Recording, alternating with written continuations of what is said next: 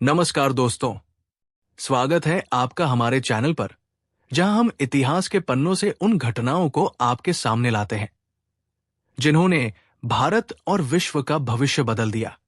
आज हम बात करेंगे भारत में पुर्तगालियों के आगमन की। 15वीं शताब्दी से लेकर 19वीं शताब्दी के मध्य तक यूरोप में बड़े आर्थिक और सामाजिक परिवर्तन हो रहे थे। कृषि और उद्योग में नई तकनीकों ने व्यापार और पूंजीवाद को बढ़ावा दिया। अब यूरोपीय देशों को चाहिए था नए बाजार, कच्चा माल और लाभ के नए अवसर। यही पृष्ठभूमि थी जिसने उन्हें एशिया और खासकर भारत की ओर आकर्षित किया। वास्को दा गामा की यात्रा। 17 मई 1498 को पुर्तगाली नाविक वास्को दा गामा अफ्रीका के केप ऑफ गुड होप होते हुए कालीकट पहुंचा। यह भारत के इतिहास में एक निर्णायक क्षण था। पुर्तगालियों ने अपनी मजबूत नौसैनिक शक्ति और हथियारों की मदद से जल्द ही समुद्री व्यापार पर नियंत्रण जमाना शुरू किया। पुर्तगालियों का उद्देश्य, ऊपर से वे भारत व्यापार करने आए थे, लेकिन उनका छुपा उद्देश्य था ईसाई धर्म का प्रचार, अरब व्यापारियों को हटाना और पूरे पूर्वी व्यापार पर एकाधिकार जमाना। अगले 15 वर्षों में उन्होंने अरबों की नौसेना को परास्त कर दिया और हिंद महासागर पर दबदबा बना लिया। भारत की राजनीतिक स्थिति। उस समय भारत छोटी छोटी शक्तियों में बंटा हुआ था। गुजरात में महमूद बेगड़ा शासन कर रहा था। बहमनी साम्राज्य टूट चुका था। किसी भी भारतीय राज्य के पास मजबूत नौसेना नहीं थी। अरब व्यापारी पुर्तगालियों जैसी संगठित शक्ति के सामने टिक नहीं पाए। समुद्री मार्ग की खोज। पुर्तगाली दरअसल वेनिस की समृद्धि से ईर्ष्या कर रहे थे। राजकुमार हेनरी ने समुद्री मार्ग की खोज में जीवन समर्पित किया। 1487 में बार्थोलोम्यू डियाज अफ्रीका के दक्षिणी सिरे तक पहुंचा, जिसे केप ऑफ गुड होप कहा गया। 10 साल बाद 1498 में वास्को दा गामा भारत पहुंच गया। इस सफलता के बाद पुर्तगालियों ने और भी बड़े जहाजी बेड़े भारत भेजे, जमोरिन और पुर्तगाली। वास्को दा गामा 1502 में फिर से कालीकट आया, इस बार बड़े युद्धपोतों के साथ। कालीकट के शासक जमोरिन से उसके रिश्ते अच्छे नहीं रहे। पुर्तगालियों ने अरब व्यापारियों को हटाने और बंदरगाहों पर कब्जा करने की कोशिश शुरू कर दी। उन्होंने कोचीन और कालीकट की दुश्मनी का फायदा उठाकर कोचीन में पहला किला बनाया। 1509 में उन्होंने दीव पर अधिकार कर लिया और 1510 में गोवा पर कब्जा कर उसे अपना मुख्यालय बना लिया। भारत में यूरोपियों का आगमन, पुर्तगाली विस्तार। पश्चिमी भारत पर पुर्तगालियों का प्रभुत्व। 1531 ई में उन्होंने चाउल, 1532 में दीव, 1534 में सॉल्सेट और बेसिन, 1536 में क्रैगानोर और फिर मैंगलोर, होनावर, भटकल, कैन्नौर, क्विलोन और भावनगर तक अपना प्रभुत्व जमा लिया।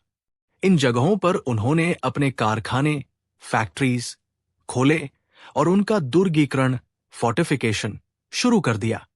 इन कारखानों का सर्वोच्च अधिकारी सीधा पुर्तगाली सम्राट द्वारा नियुक्त होता था। व्यापार पर पुर्तगालियों का नियंत्रण। पुर्तगाली सिर्फ पश्चिमी भारत तक सीमित नहीं रहे, बल्कि उन्होंने पूर्वी तट से भी सीधा संपर्क किया। मसूलीपट्टम और पुलिकट जैसे शहरों से वे वस्त्र, टेक्सटाइल्स इकट्ठा करते थे। नागापट्टनम और सैंथोम, मायलापुर उनके प्रमुख केंद्र थे। बंगाल के शासक महमूद शाह ने 1536 में उन्हें चटगांव और सदगांव में फैक्ट्री खोलने की अनुमति दी। अकबर के समय उन्हें हुगली और शाहजहां ने उन्हें बुंदेल में कारखाना खोलने का हक दिया। कार्टेज व्यवस्था। पुर्तगालियों ने हिंद महासागर के व्यापार पर दबदबा बनाए रखने के लिए कार्टेज व्यवस्था शुरू की। भारतीय जहाजों को गोवा के वायसराय से लाइसेंस लेना पड़ता था। बिना लाइसेंस के जहाजों को वे लूट लेते थे। इस तरह कभी कभी व्यापार और लूट में फर्क कर पाना मुश्किल हो जाता था। व्यापार की प्रकृति। पुर्तगालियों के पास ऐसी वस्तुएं नहीं थी जिन्हें भारत में बेचकर विनिमय किया जा सके। इसलिए वे यूरोप से सोना, चांदी और रत्न लाते थे और भारत से मसाले व कीमती सामान ले जाते थे। मालाबार और कोंकण से वे काली मिर्च, अदरक, दालचीनी, चंदन, नील आदि ले जाते थे। बंगाल से जटामांसी, दक्षिण पूर्व एशिया से लौंग, कस्तूरी, लाख इकट्ठा करते थे। सिर्फ काली मिर्च के व्यापार के लिए ही पुर्तगाल प्रतिवर्ष लाखों क्रूजेडो भारत भेजते थे। भारत में पुर्तगाली प्रशासन। पुर्तगालियों का प्रशासनिक प्रमुख था वायसरॉय, जिसका कार्यकाल 3 साल का होता था। उसके साथ सचिव और बाद में एक परिषद भी काम करती थी। वेडोर द फजेंडा नामक अधिकारी राजस्व और नौसैनिक बेड़े का जिम्मेदार होता था। अफ्रीका से चीन तक फैले किलों का नियंत्रण स्थानीय कप्तानों के पास होता था, लेकिन दूरी और संचार की कठिनाइयों की वजह से प्रशासन ढीला और भ्रष्ट साबित हुआ। नीनो दा कुन्हा का काल। 1529 में नीनो दा कुन्हा भारत का वायसराय बना। उसने पुर्तगाली मुख्यालय को कोचीन से गोवा स्थानांतरित किया। गुजरात के बहादुर शाह ने हुमायूं से संघर्ष के समय 1534 में पुर्तगालियों को बेसिन द्वीप सौंप दिया और दीव में बेच देने का वादा किया। नीनो दा कुन्हा ने बंगाल में हुगली के पास पुर्तगालियों को बसाकर उनका प्रभाव बढ़ाने की कोशिश की। बहादुर शाह और पुर्तगाली। लेकिन बाद में बहादुर शाह और पुर्तगालियों के संबंध बिगड़ गए।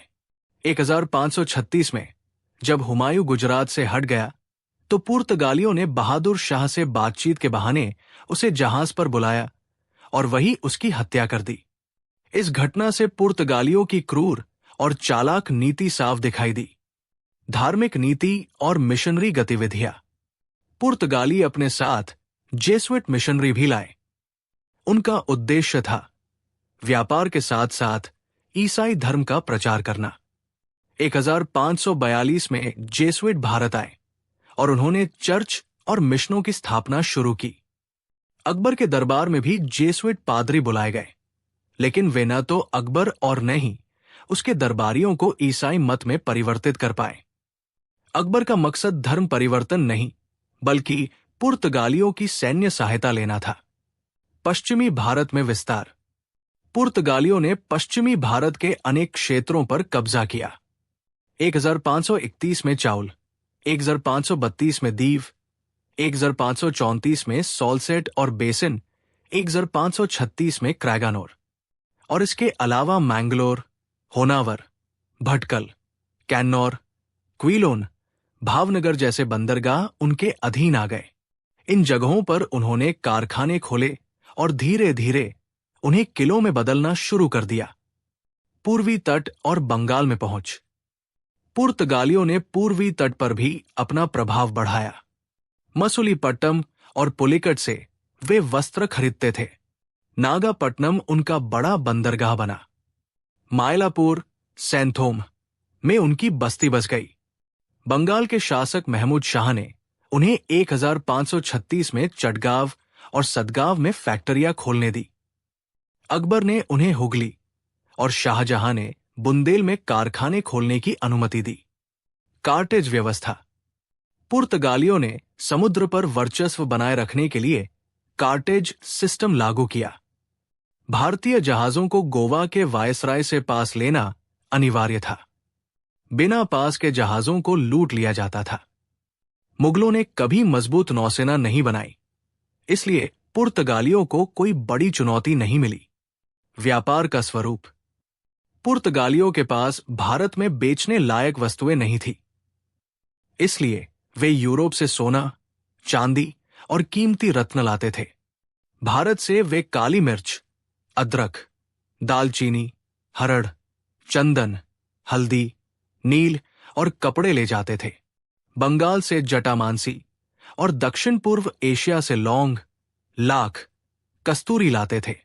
मसालों का व्यापार इतना लाभदायक था कि पुर्तगाल हर साल लाखों क्रूजेडो भारत भेजते थे। प्रशासनिक ढांचा।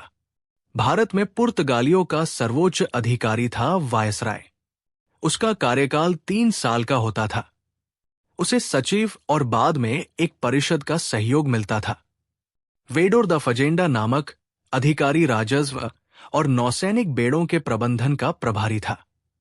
लेकिन दूरी और भ्रष्टाचार के कारण प्रशासन कमजोर साबित हुआ। नीनो दा कुन्हा और बहादुर शाह। 1529 में नीनो दा कुन्हा वायसराय बना। उसने पुर्तगाली मुख्यालय को कोचीन से गोवा स्थानांतरित किया। बहादुर शाह, गुजरात, ने हुमायूं से संघर्ष के समय 1534 में उन्हें बेसिन सौंपा और दीव देने का वादा किया। लेकिन जल्द ही संबंध बिगड़ गए और 1536 में बहादुर शाह की हत्या कर दी गई। ये घटना पुर्तगालियों की क्रूर नीति का उदाहरण थी। धार्मिक नीति और मिशनरी। पुर्तगालियों ने भारत में ईसाई धर्म के प्रसार को भी बढ़ावा दिया। 1542 में जेसुइट मिशनरी भारत आए। पुर्तगाली सम्राट को भारत में चर्चों और मिशनों का संरक्षक घोषित किया गया। अकबर ने भी 1579 में जेसुइट पादरियों को फतेहपुर सीकरी बुलाया। उन्होंने धर्म पर बहस की, लेकिन अकबर या उसके दरबार को ईसाई धर्म अपनाने में सफलता नहीं मिली। अकबर और पुर्तगाल। अकबर का मकसद धर्म परिवर्तन नहीं, बल्कि पुर्तगालियों की सैन्य शक्ति का सहयोग लेना था। उसका पुत्र सलीम, जहांगीर, भी विद्रोह की योजना में पुर्तगालियों की मदद चाहता था। लेकिन पुर्तगालियों ने इस खेल को समझ लिया और उन्होंने सैन्य सहयोग देने से इनकार कर दिया। जहांगीर और पुर्तगाल। जहांगीर ने अपने शासन में पुर्तगालियों को व्यापार और कुछ सीमित सैन्य सहायता की अनुमति दी। हालांकि पुर्तगालियों की सैन्य शक्ति अब पहले जैसी नहीं रही। वे मुख्य रूप से गोवा, दीव और सॉल्सेट तक सीमित रह गए। जहांगीर के दरबार में जेसुइट पादरी धार्मिक चर्चाओं और अनुवाद कार्य में सक्रिय रहे। शाहजहां के समय स्थिति। शाहजहां ने पुर्तगालियों को बुंदेल और हुगली में फैक्ट्रियां चलाने की अनुमति दी।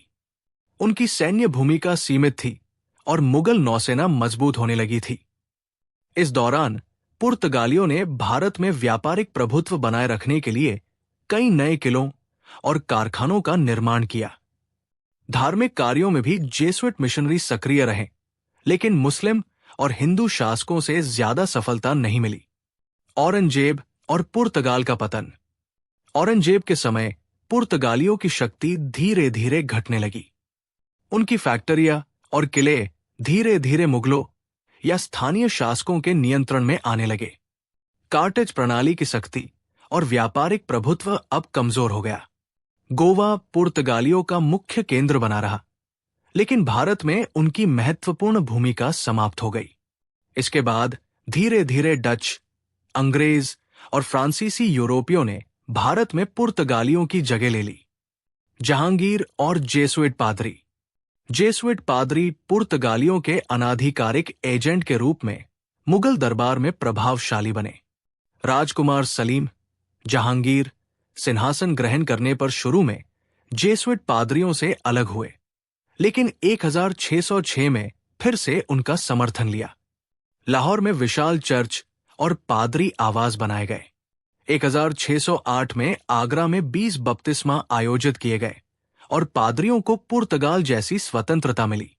जहांगीर ने धार्मिक चित्रों और संतों के जीवन में गहरी रुचि दिखाई, जिससे पादरियों को आशा हुई कि वे उसे ईसाई धर्म में परिवर्तित कर पाएंगे। अंग्रेजों के आगमन और पुर्तगालियों से संघर्ष। अप्रैल 1608 में कैप्टन विलियम हॉकिंस सूरत आए और इंग्लैंड के सम्राट जेम्स प्रथम का प्रार्थना पत्र प्रस्तुत किया। जहांगीर ने उपहार स्वीकार किए और हॉकिंस को उच्च पद व वेतन दिया। पुर्तगालियों ने अंग्रेजों को रोकने की कोशिश की, लेकिन असफल रहे। 1608 से 1611 के दौरान पुर्तगालियों और अंग्रेजों के बीच टकराव हुआ। 1612 में अंग्रेजों ने पुर्तगालियों के विरुद्ध सफल नौसैनिक कार्रवाई की, जिससे हिंद महासागर में ब्रिटिश नौसेना के प्रवेश का मार्ग खुला। शाहजहां और पुर्तगालियों का पतन। शाहजहां के शासनकाल में पुर्तगालियों की मुगल दरबार में स्थिति कमजोर हुई। उनका उद्देश्य अब ईसाई धर्म फैलाना असफल हो गया। पुर्तगालियों को नदी किनारे सीमित कर दिया गया और उनका व्यापार सदगाम से हुगली की ओर स्थानांतरित हुआ। नमक, तंबाकू और कस्टम पर उनका नियंत्रण मुगलों के लिए हानिकारक साबित हुआ। वे हिंदू और मुस्लिम बच्चों को बंदी बनाकर क्रूर दास व्यापार में भी लिप्त रहे। हुगली पर मुगल आक्रमण और अंत। 24 जून 1632 को मुगल सेना ने हुगली पर पुर्तगालियों का कब्जा समाप्त किया। किले या मजबूत दीवार नहीं थी, केवल तटबंध था। मुगल सेनाओं ने 3 महीने तक पुर्तगाली सैनिकों से लड़ाई की। अधिकतर पुर्तगाली भाग गए। कुछ जहाज सागर द्वीप तक पहुंचे, लेकिन महामारी में अधिकतर मर गए। मुगलों ने 400 बंदियों को आगरा लाकर इस्लाम धर्म अपनाने या दास्ता स्वीकार करने का विकल्प दिया। इस घटना ने भारत में पुर्तगालियों के प्रमुख प्रभाव को समाप्त कर दिया। पुर्तगालियों का पतन कारण। 17वीं शताब्दी के प्रथम दशक में पुर्तगाल का भारत में प्रभुत्व लगभग समाप्त हो गया। मुख्य कारण: 1580 में पुर्तगाल का स्पेन के राजा के साथ विलय और स्पेन की शक्ति क्षीण होने के बाद इसका भी पतन। 1588 में अंग्रेजों द्वारा स्पेन की नौसेना को पराजित करना। पुर्तगाल के आंतरिक मामलों में अस्थिरता और समाज में कुलीन वर्ग का प्रभुत्व। व्यापारियों का राजनीतिक प्रभाव कम और सम्राट का निरंकुश शासन। धार्मिक असहिष्णुता और जबरन धर्मांतरण। व्यापारिक और सैन्य सीमाएं। फितोरिया केवल व्यापारिक अड्डे थे, क्षेत्रीय राज्य के रूप में विस्तार की राजनीतिक इच्छा शक्ति नहीं। पुर्तगालियों का नियंत्रण सीमित रहा। उत्तरी अफ्रीका, दीव, दमन, गोवा, तिमोर और माकाओ तक। भारतीय शासकों और जनता के प्रति धार्मिक असहिष्णुता और डकैती लूटमार। डच और अन्य यूरोपीय शक्तियों के साथ लगातार संघर्ष। आर्थिक और राजनैतिक रूप से पश्चिमी शक्तियों से प्रतिस्पर्धा में असफल। अन्य कारण और प्रभाव: ब्राजील की खोज के बाद भारत की ओर ध्यान कम। पुर्तगाल में उद्योग धंधे कमजोर और व्यापारी केवल वितरक बने। पुर्तगाली व्यापारियों पर राजा का अत्यधिक नियंत्रण। इस कारण डच और अंग्रेजों ने आसानी से भारत में व्यापार और सामरिक प्रभुत्व स्थापित किया।